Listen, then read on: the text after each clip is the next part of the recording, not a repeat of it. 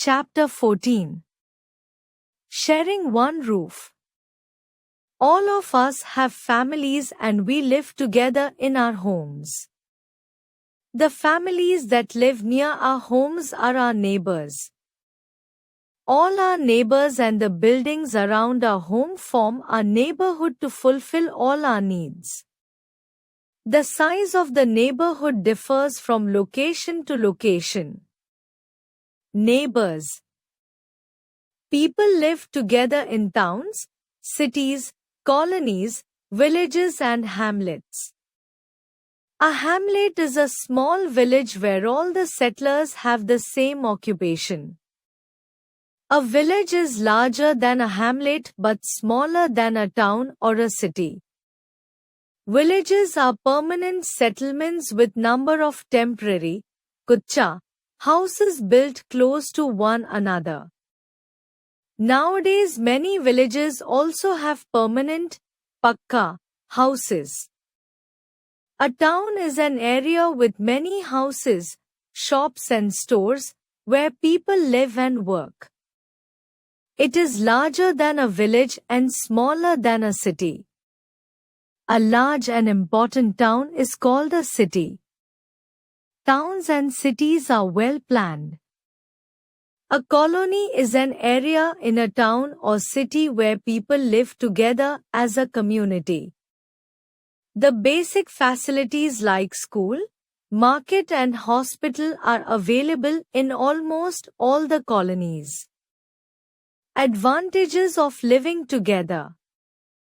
People living in a neighborhood need and share some common facilities like water, electricity, roads, parks and shops. All these essential services belong to all the residents of a neighborhood.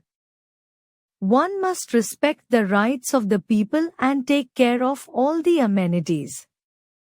There are many advantages of living together. Living together provides us security and moral support.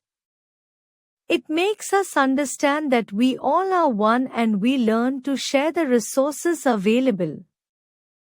People in a neighborhood communicate with each other and benefit from the knowledge and experience of one another. Living together. There are certain things that we need to remember when we live together. Do not waste water and electricity. Do not throw garbage on the roads and public places. Find a dustbin to discard the waste or carry it home and put it in the dustbin. Keep your neighborhood clean. Develop organization, cooperation, coordination and understanding. Do not obstruct the roads and pavements by parking vehicles. Help the old and sick people in the neighborhood. Helping elderly people. Types of houses. Houses are of many types.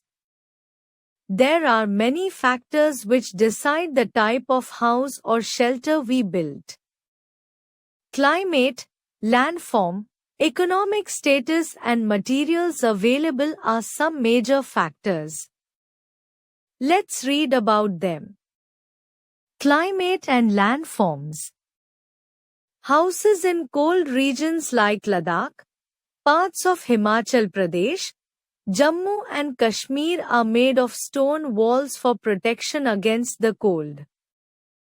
Houses in cold regions are also made of wood.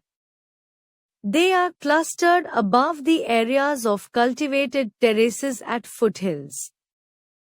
These houses usually have sloping roofs so that rain and snow can slide down easily. Igloo. In polar regions, houses called igloos are made of blocks of ice.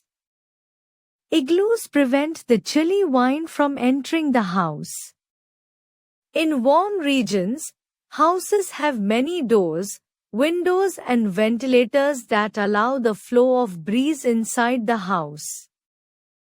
People who live in flood-prone areas make their houses on raised platforms and poles called stilts. People use a ladder to enter their stilt house. In earthquake-prone areas like Japan, houses are made of bamboo and wood to prevent injuries, in case the house collapses. Stilt house.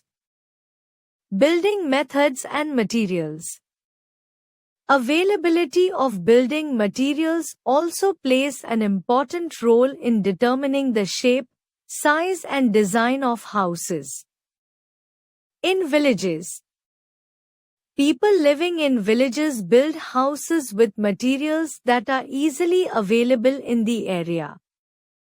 Thus, where clay and brick kilns are found in plenty, we find houses made of bricks. Where woods, bamboos and grasses are available in abundance, people make huts with thatched roofs. Kucha house. In cities and towns. In cities and towns, building materials like bricks, tiles, cement, iron, marble, glass, etc. are easily available. So, people there make variety of houses using such materials. These houses are called pakka houses. These structures are strong, all-weathered and long-lasting. Pakka house.